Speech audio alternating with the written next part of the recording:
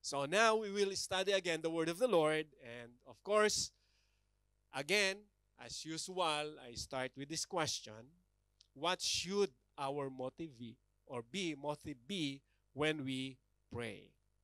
What should our motive be when we pray? Ano ba dapat ang ating nagiging motibo kapag po tayo ay nananalangin?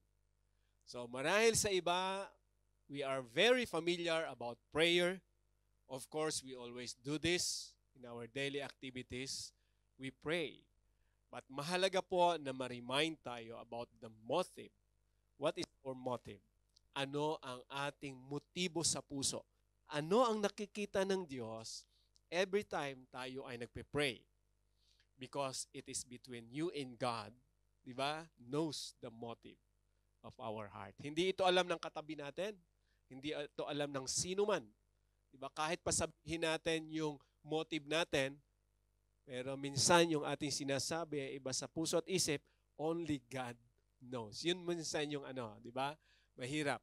The reality, ang point ko lang po rito is God knows our motive. But what should be our motive? So, pag-aralan po natin ang mga salita ng Panginoon. But if there's a title that I'd like you to remember in this conversation is this, Inner Room. Inner Room. So isang bagay na magpapaalala sa atin, the reason why I use this title, because for all the verses that we're going to study, the Lord will remind us about the room or the inner room that I've used here. Isang klase ng kwarto na kung saan ay mahalaga para sa Diyos. Okay, so the inner room. And we will begin with this text. Very familiar maybe sa lahat po sa atin or for some. This is the Lord's Prayer from Matthew chapter 9. Let's begin from, chapter 6 rather. Let's begin from 9 to 10. Verse 9 to 10 of Matthew chapter 6, it says, "This then is how you should pray.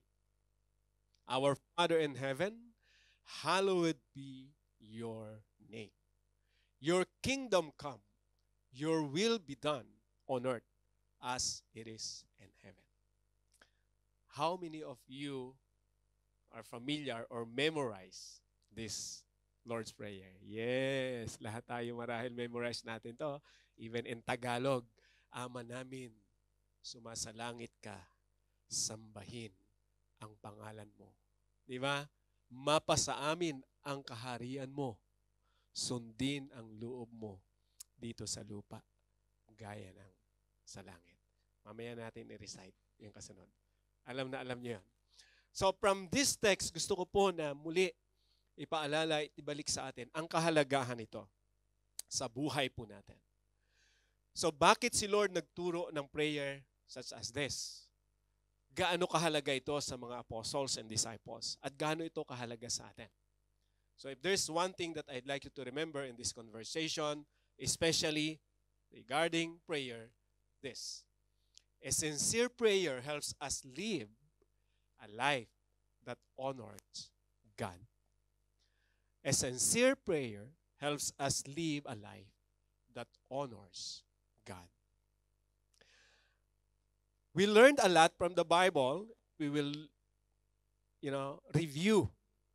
There's so many things that we have learned about life change, transformation, Christian life, di ba? Even in our series na ginawa po natin from Ephesians to Colossians to Philemon, there are so many things that we have learned about life or transformed life.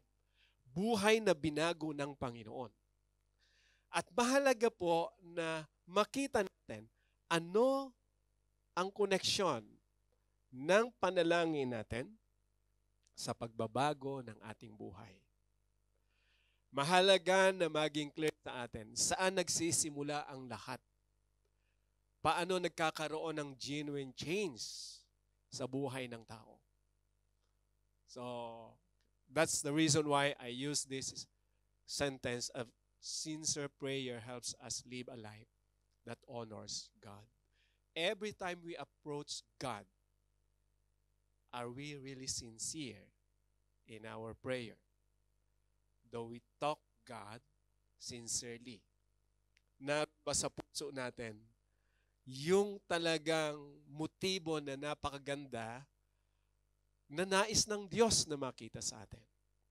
Di ba? Kasi mayroong mga prayer na para bang sinabi lang, Our Father in heaven, hallowed be thy name, thy kingdom come, thy will be done. We recite everything, and at the end of the prayer, Amen. That's it. Then, we will live as normal. So, maganda na makita natin, bakit ito sinabi ng Panginoon, saan nagsimula si Lord bago niya sabihin yung Lord's Prayer. Ano yung mga reminder ng Panginoon before He mentioned this prayer. So, let's read from verse 1 of Matthew chapter 6. Look at the statement of Jesus from this verse. Verse 1, He said, Be careful not to practice your righteousness in front of others to be seen by them. If you do, you will have no reward from your Father in heaven. So it's very important for us to realize and remember that in prayer and in practicing righteousness before God, there is a reward. Mayroon pong gantimpala ang Diyos na inilalaan sa sino mang namumuhay ng matuwid sa kanyang harapan. Right? There is a reward that comes from the Lord. If we live rightfully or righteously before Him, He will reward us. But the question is how we live rightfully before the Lord. Because from this reminder of Jesus, paalala ng Panginoon sa mga disciple, be careful, mag-ingat kayo, habang ginagawa niyong mamuhay ng matuwid, of course, para yan sa Diyos, sa mundo na to, ang iingatan daw natin ay wag itong maipahayag or in wikang Tagalog, wag maibandila. Alam niyo yung term na bandila in Tagalog? Not flag in English, ha? Kundi, we announce it. Di ba? The Lord warns us, if we want to do good and practice righteousness, we should not announce it. We should not even inform others that we are good and we are righteous before God. Kasi kapag kasi nagsimula na nasa atin manggaling, sa wikang Tagalog, yun yung term natin na nagbubuhat tayo ng sariling ang galing natin. So, di ba, sa mga yun yung paalala ng Panginoon. Hindi sinasabi ni Lord, di ba, na huwag tayong mabuhay na matuwid. At of course, we cannot even sabihin na natin na hindi talaga may iwasan na mapansin yung ating pong pamumuhay na matuwid. Some people really will notice our lifestyle. That's why some feedback is, alam mo, ang bait niya. Di ba? Nagkikwentuhan yung mga kaibigan, alam mo, hindi yan dating ganyan. Ang bait na niya ngayon. Dati naman, hindi ganyan magsalita yan. Pero ngayon, mula nung umatin dyan, mula nung nagbasa ng Bible, I notice there is change in life. Hindi po may iwasan yan na mabanggit. Pero ang mahirap yung sa atin ang gagaling. Alam mo, ang bait ko na ngayon. I'm really, really good. You know? I'm always do this, I'm always do that. I always pray day and night, 3 times a day, 5 times a day, I always pray. And most of the time, I help people. You know that? So, mas mahirap yung manggagalit sa atin. Kasi ang reminder ng Panginoon, you have your reward already. Yung mabuting gawain, there is really a reward. Kahit naman sa mundo na to, di ba? For example, if your children or your child do something that you pleased, you give something as a reward. Di ba? Normal po yan eh. Now, sa harapan ng Panginoon, it's really important for us to remember this. Kung gagawa tayo ng mabuti, sabi ng Panginoon, wag nyo nang, or yung katuwiran nyo sa Panginoon, yung pagiging righteous nyo before the Lord, don't mention it to other people that you are right, that you are really, alam mo, ako lang yung mabuti naman dito sa ano na to eh. Yung iba na yan, walang ayos yung buhay niyan. Ako lang. Ibang klase, no? Ibang klase mag-describe. Yun yung ayaw ng Panginoon. So as believers, pero saan niya nagmumula? I'd like you to, okay, look at this reminder of the Lord, no? If He reminded the believers to be careful of practicing righteousness, how much more practicing unrighteousness? Kung yung kabutihan, nag-remind na ang Panginoon, maging maingat kayo na gumawa ng kabutihan sa harap ng mga tao, how much more yung maging maingat kayo na gumawa ng mali? Dahil wala na kayong reward, may parusa pa kayo. Look at the opposite of this statement. Because if we will live unrightfully before the Lord, we will not receive any reward, and at the same time, we will be punished because of the unrighteous act that we did. Even in the system of this world, pag ikaw naging kriminal, hindi ka bibigyan ng plaque as a reward. But you will be punished.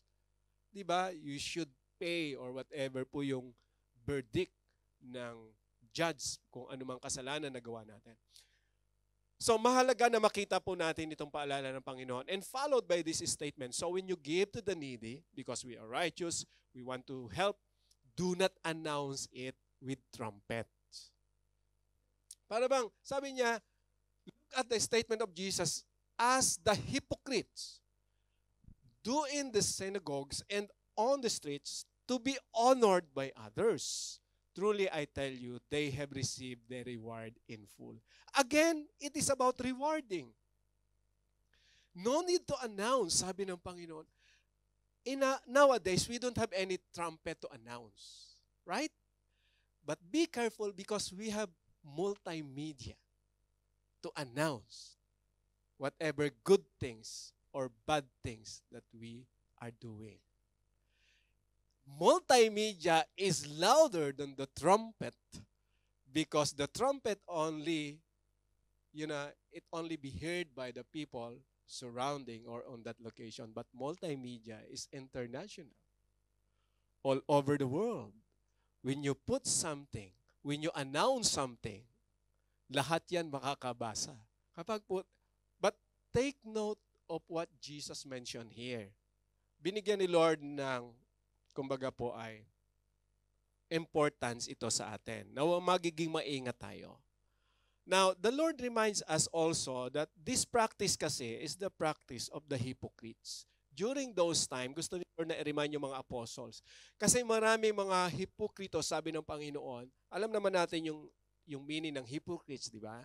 So, we do things, di ba? Yung pakitang tao sa panlabas, but deep inside, that's not ours. Hindi tayo yon. So, we have this mask, di ba? So, iba yung pinapakita sa ginagawa. Deep inside, God knows who are the hypocrites. And we, of course, this is a warning, we cannot judge people if they are hypocrites or not. Do not judge people because we are not allowed by God to judge other people. Ang paalala ng Panginoon from this verse is our personal evaluation sa sarili natin. Do not use this term hypocrites to other people because you don't know the heart of the people. Pero ang puso mo, alam mo ang puso mo. So kung gagamitin natin ang term na hypocrites, dapat sa atin, am I hypocrite? Hindi mo pwede sabihin, you hypocrite. Because you don't even know the mind and the heart of that person. Unless sinabi niya, totoo, hipokrito ako. That's the time you need to agree. But if you will judge someone, mahirap po. Mahirap magbigay ng statement, baka bumalik sa atin eh. Kaya ang paalala ng Panginoon, do not judge others. Huwag kayong ahatol sa iba. Kasi the measurement that you use to measure others is the same measurement that God will use to you. Pag sinabi mong hipokrito ka, the same measurement ang gagamitin sa iyo ng Panginoon. How about you, anak? Are you really righteous? Di ba? Kaya nga may joke eh. May joke sa atin sa Pilipinas. Di ba? If you know this joke. Pag daw tayo nagturo, remember, isa lang yung naka-point sa kanya. When we point someone, there's only one finger pointing on them. Where are the three finger pointing on us? Right? So that's how they illustrate. You hypocrites. one finger pointing to someone, but three finger pointing to you. Di ba? Am I a hypocrite? So, parang gano'n natin tinitingnan. This is the reality sa buhay ng tao. Now, of course, it is easy for us to judge. That's the reason why the Lord reminded the disciples, be careful. Huwag po tayong basta-basta, kumbaga po ay una, magsasabi sa sarili natin that we are good. Yes, we're really good before the Lord. But ayaw ng Panginoon sa atin manggaling yan. Kung mababanggit ng ibang tao, let's praise the Lord. Let's thank God because they have seen our goodness by the grace of God. So yun po yung point ng Panginoon. So if we will continue, sabi ron, but when you give to the needy, do not let your left hand know what your right hand is doing, so that your giving may be in secret. Then your Father, who sees what is done in secret, will reward you. Again, it is about rewarding. So, pinapaalala ng Panginoon, there is always reward that comes from Him. If we do good, the Lord will not forget it. Kaya nga, the Bible teaches us, do not stop doing good to other people. Huwag daw tayong titigil gumawa ng mabuti. Why? Because the Lord recorded all our deeds. Lahat ng ginagawa ng tao, nirecord po yan ng Lord. Nakarecord yan sa kanya pong, kumbaga po ay aklat sa langit. Naroon yung book of life at naroon din po yung book na naglalaman ng lahat ng ating ginawa. That's why the Lord reminded the disciples, you have reward in heaven. But be careful because there's a tendency, instead of the God Father or our Father in heaven who rewards us, hindi na tayo tumanggap ng reward. Why? Because we receive it already in this world. Sabi ng Panginoon, tinanggap nyo na eh. Bakit? Ay kasi naging mataas na kayo. Pinakilala nyo na kung sino kayo. Nakalimutan nyo na ang Diyos ang dapat mag-acknowledge sa ginagawa nyo. That's the point of the Lord here. Ayaw ng Panginoon na mawala sa atin yung reward. Kasi maganda po yung blessing ng Panginoon, mga kapatid. If we will just allow the Lord to bless us, you will be amazed. Because His blessing is really more than enough for our needs. Kaya lang ang problema, kapag kinukuha na natin yung blessings natin, inuunahan na natin ang Panginoon. Sa paanong paraan? Through this. We don't wait from God. Inunahan na natin. Oh, alam mo, naging mabuti ako sa iyo eh. So, anong gagawin mo sa akin ngayon? Tinulungan kita nung araw, di ba? So, what you will do now? So, siyempre yung tao, wala mang magawa, eh dahil natakot sa iyo, mapipilitan ngayon na tumulong sa iyo, kaya lang, wala na eh. Sa pilitan. Hindi na ngayon galing sa Lord. So, iba na ngayon yung reward, di ba? It will continue. And when you pray, do not be like the hypocrites. Again, he mentioned again the hypocrites. For they to pray standing in the synagogue and on the street corners to be seen by others.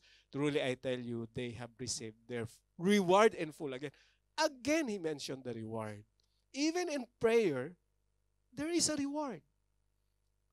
The time that we communion or we communicate with the Lord, God recorded what we are doing. And there is a reward from Him. Iwasan lang natin maging hipokrito. Ano yung sabi ng Panginoon? But when you pray, go into your room. Close the door and pray to your Father who is unseen. Then your Father who sees what is done in secret will reward you. There is a place where we can talk to God in secret. Literally, the time that Jesus teaches this, He mentioned the word room. Go to your room. Of course, that's the literal room during those time. Pumunta na lang kayo sa kwarto nyo at doon kayo manalangin.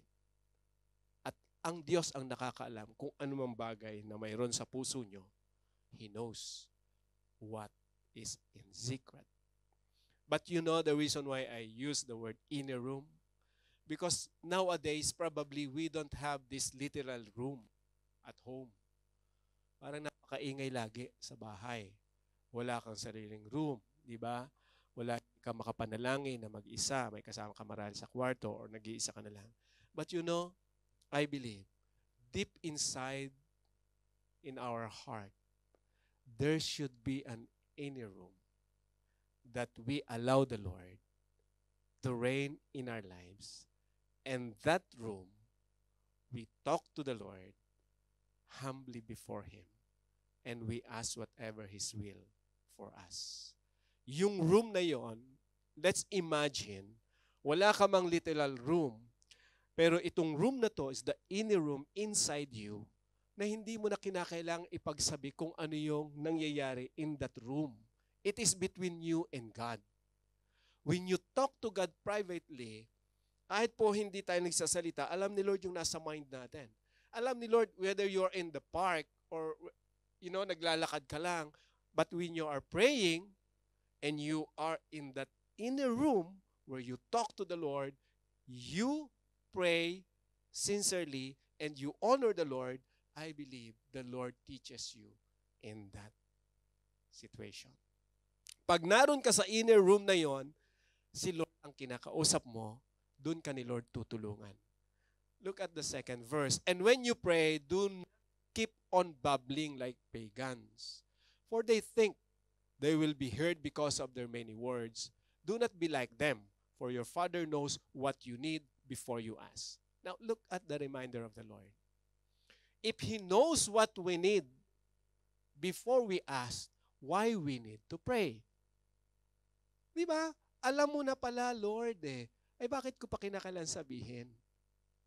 Na-notice niyo ba yung paalala ng Panginoon? Because God is all-knowing God. Sabi ng Panginoon, hindi ka pa humihingi, alam ko na ang need mo Hindi ka pa lumalapit, alam ko na. Alam ko na kung galit ka, alam ko na kung masaya ka, alam ko na kung naiinis ka, alam ko na kung anong laman ng puso mo.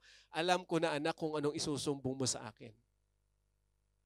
Pero ikaw hindi mo alam kung anong puso mayroon ka bago ka lumapit sa akin.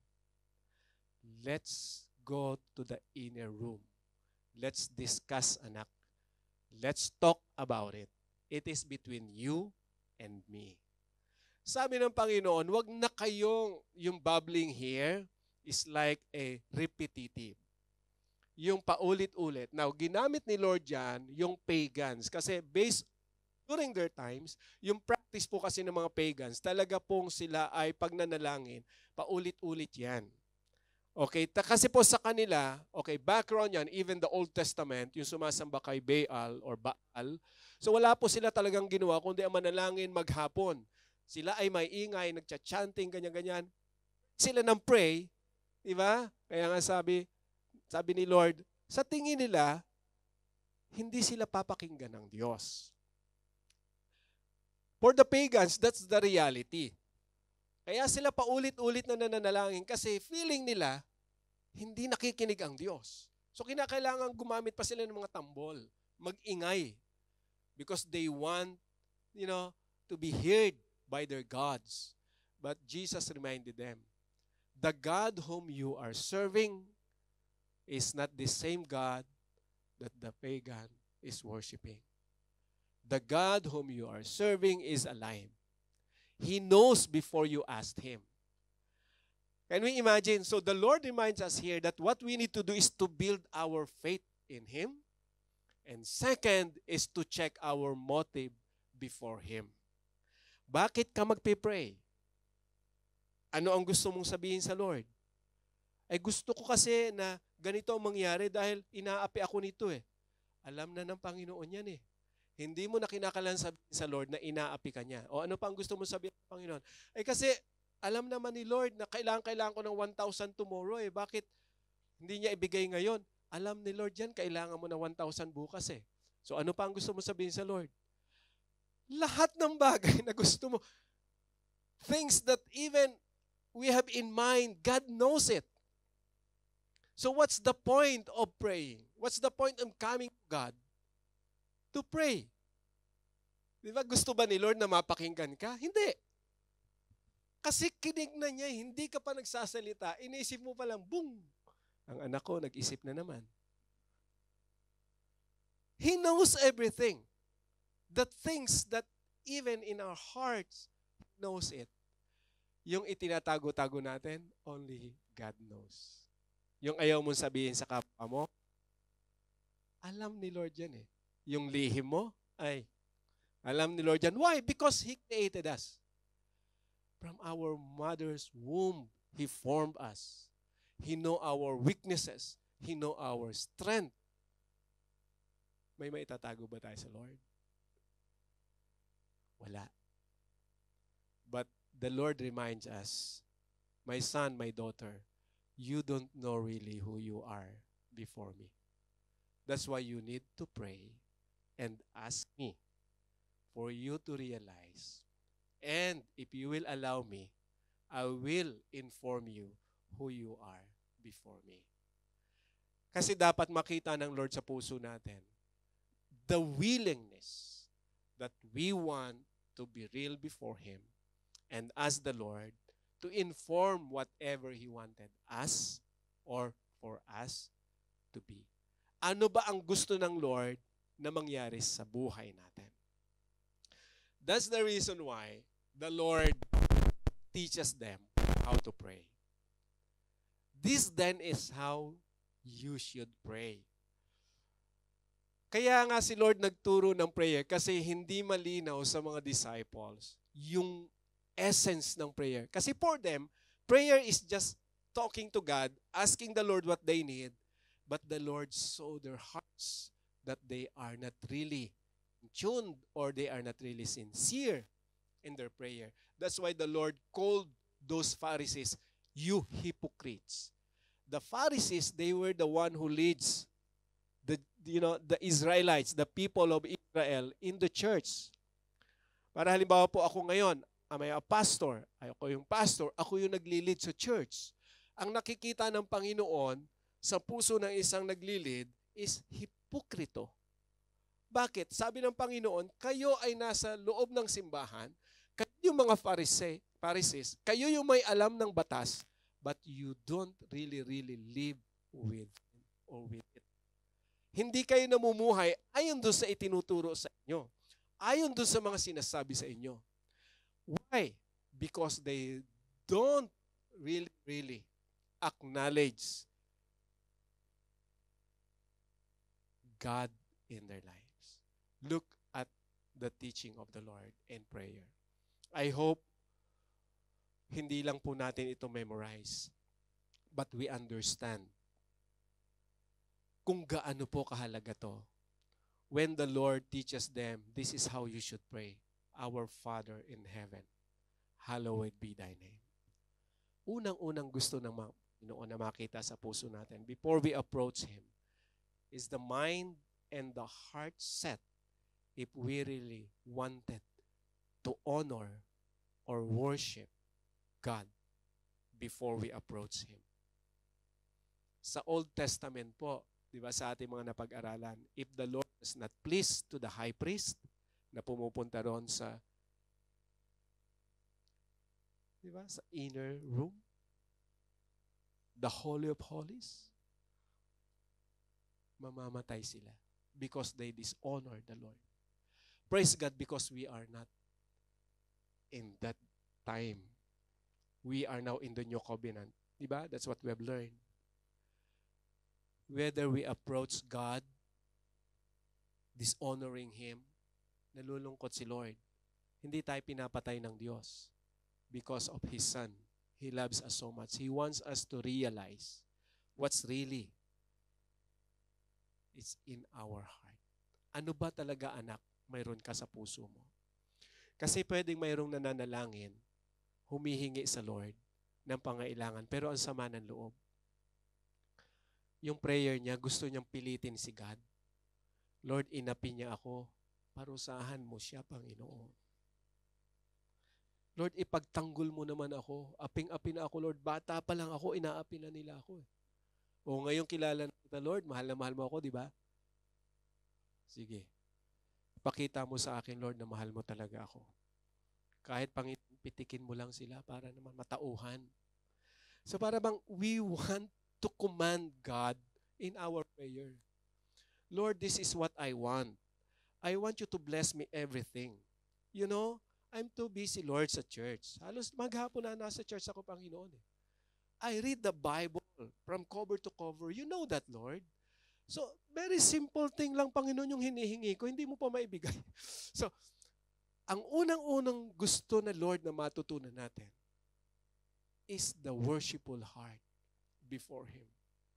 Whether hindi pa tayo tumatanggap, need natin.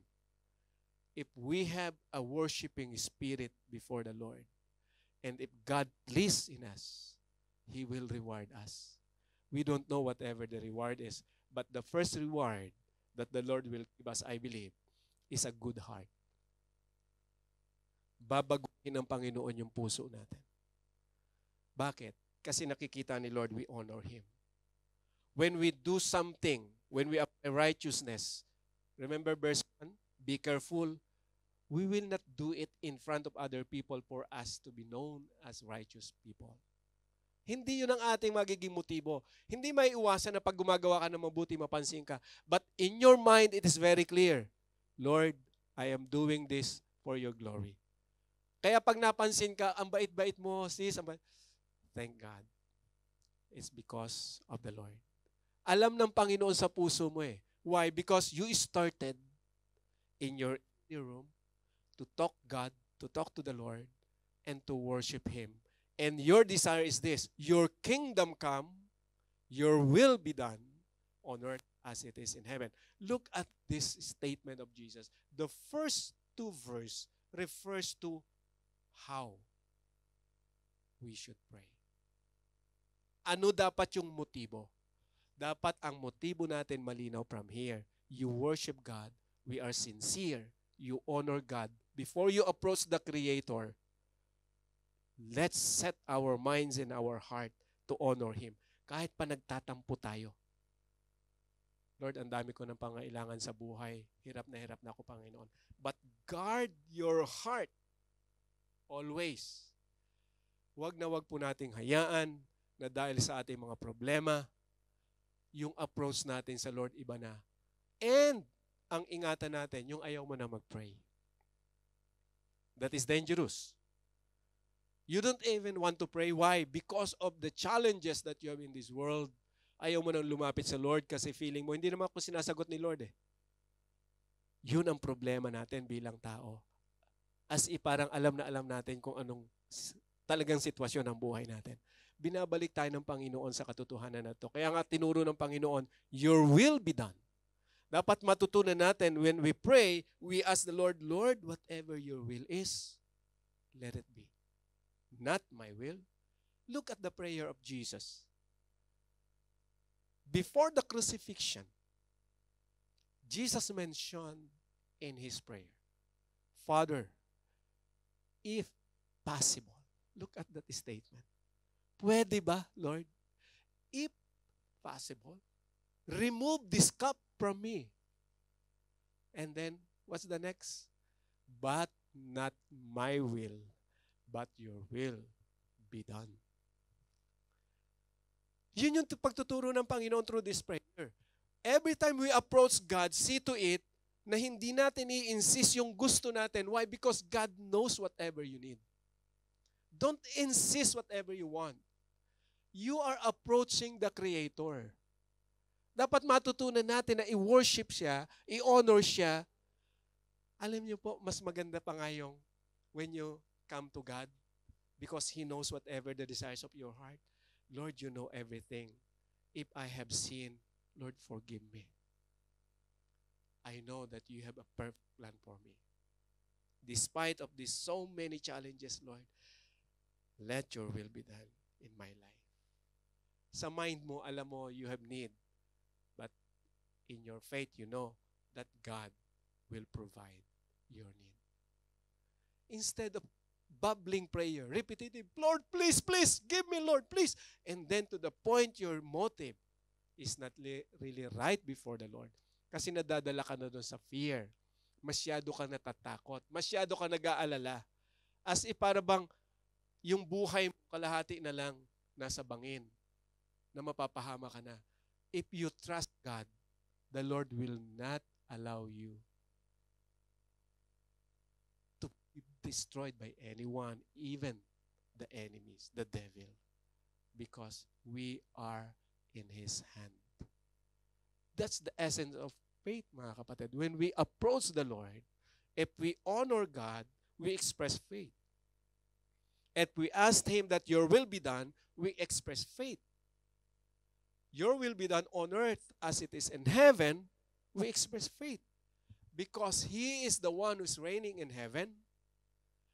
In this world, it is the enemy who always destroys the life of the people. And who is our enemy? Satan. Hindi po natin enemy yung kapitbahay natin or kaibigan. Hindi sila yung kalaban natin, kundi ang espiritu ng masama. Kaya ang nais ng Panginoon matutunan natin na ang kalooban niya sa langit ang makita natin sa buhay natin sa lupa, kung ano yung kalooban niya. And the rest of the prayer, if you will notice, is based on our need. That's why I said a sincere prayer helps us live a life that honors God. Pag mayroon po tayong ganong klase ng panalangin, we are sincere, we honor the Lord, magmamanifest po yan sa lifestyle mo. Kaya kung pag-aaralan ko ang buhay ng tao, masasabi ko, kung ano ang lifestyle mo, ganun mo rin ina-approach si God. I don't believe na you are prayerful and then your life is not pleasing to God. I don't believe. I'm sorry.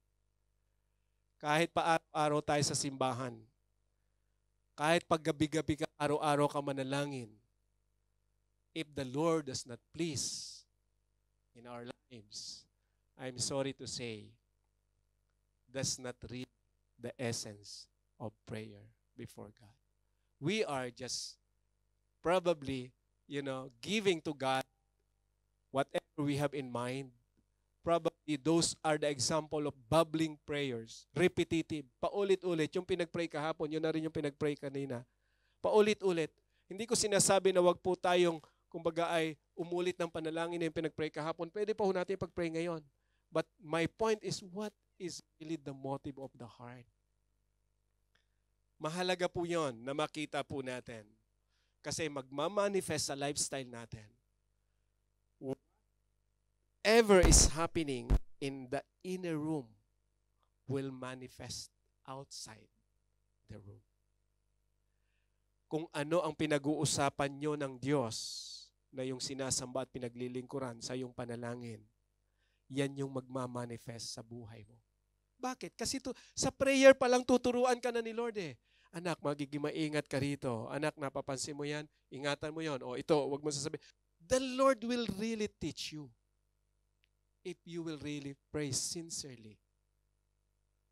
But if you will just pray, Lord, thank you, Lord, I'm here again, without sincerity, I'm sorry to say, you will not really, really live a life that honors God.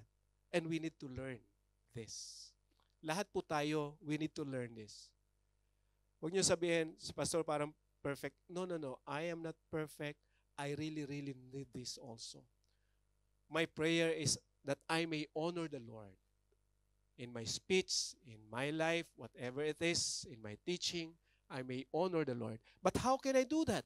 I need to start in that inner room in my life, my devotion and prayer personally with God. Because from there, the Lord will remind me and teach me what to do, what to say. It's begin in that inner room. And if we will continue the passages, this is about what to pray, ano yung mga pangailangan natin. Give us today our daily bread and forgive us our debt as we also have forgiven our debtors, and lead us not into temptation, but deliver us the evil one. I think that it's very important for us also to acknowledge that we have need, and the Lord, of course, knows that, and we need to trust God. And this is another condition. For if you forgive other people, when you sin against you, or when they sin against you, your Heavenly Father will also forgive you. But if you do not forgive others their sins, your Father will not forgive your sins. So this is very important for us to know. Okay? This is not about the forgiveness of sin for salvation. Just to remind you, Hindi po yan yung kagaya ng kapatawaran na binigay ng Panginoong Hesus sa atin nung tayo ay pinatawad niya, nilinis niya sa lahat ng kasalanan. We were forgiven because of Jesus. That is very important. But look at the context of this verse. The Lord was talking about the reward, whatever good deeds, good things that we're doing, He will reward us. So, in terms of forgiveness, the Lord said, if you forgive others, when they sin against you, your Heavenly Father also forgive you. And that's a reward that comes from the Father for us to be forgiven. But if you do not forgive, this is what we did. Kung hindi tayo marunong magpatawad, ang sabi ng Panginoon, how can I forgive you? Ibig sabihin, how can I give whatever you wanted, which is the forgiveness? How can I reward you forgiveness? How can I bless you if you really don't know how to bless others? Because forgiveness is blessing. If we forgive, the Lord will forgive us. Yun yung point dito ng Panginoong Jesus. It is not about the forgiveness na tayo po ay pinatawad at iniligtas na ng Panginoon. So hindi po yun yung context dito ni God. Kasi kung sasabihin natin, hindi ka nagpatawad, hindi ka pinatawad din ng Diyos, o hindi ka ligtas kasi hindi ka pinatawad eh. Because the forgiveness of God through Jesus means salvation. Because when we submit to God through His Son, Jesus Christ, we were forgiven, we were cleansed from all unrighteousness. That's what we've learned, right? So, in this text, it is very important for us to remember. It is about the blessings that comes from the Lord. That's why I said the development of our intimacy with God through sincere prayer leads to spiritual maturity. Kapag po ito ay nagawa natin, this development, magkakaroon po ng spiritual maturity sa buhay po natin. So, sincere or a sincere prayer helps us live a life that honors God. That's why my question, what should our motive be when we pray? It is only between you and God. And that's my prayer, brothers and sisters, that we really realize the motive that we should have before the Lord. It is to honor God for everything. That's why my last advice and final is this. Let's be sincere and honor God when we pray. Be sincere, mga kapatid. Pag po tayo lumapit sa Panginoon, buong isip at puso natin, ilapit natin sa Kanya. Amen? Because we believe the Lord is always willing to help us and to bless us.